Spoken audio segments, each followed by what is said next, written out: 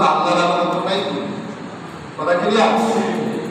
সুতরাং আমার ইচ্ছায় হোক অনিচ্ছায় হোক, ভালো লাগুক ভালো না লাগুক, আমাকে আনুগত্য করতে হবে। কিন্তু আনুগত্যটা ভালোবাসার সাথে করাই তোমার বেশি কল্যাণ বেশি। আমি যদি আমার দায়িত্বশীলের আনুগত্য ভালোবাসার সাথে করি, আমার আনুগত্য আমার সহকর্মীরা ভালোবাসার সাথে করবে। এই বিষয়টা খেয়াল রাখা।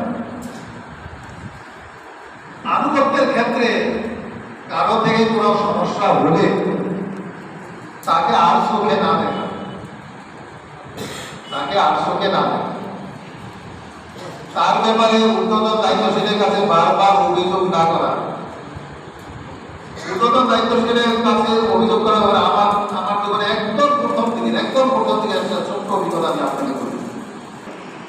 এটা লক্ষ্য হচ্ছে বুড়িয়ার দামুটা থেকে বুড়িয়ার পর্যন্ত আসলাম। উনি আমাকে নানা সাংগঠনিক পরামর্শ দিলেন। তার মধ্যে একটা পরামর্শ রয়েছে, আপনি যে আপনার সহকর্মীর সামনে আমার কাছে ওই সাথীর ব্যাপারে এই অভিযোগটা করলেন, কোনোদিন এই সাথী যার সামনে বলছেন সেই সাথী তো এটা মনে করতে পারে যে আমার অনুপস্থিত ভাই বোধ হয় আমার ব্যাপারে কোনো অভিযোগ করে।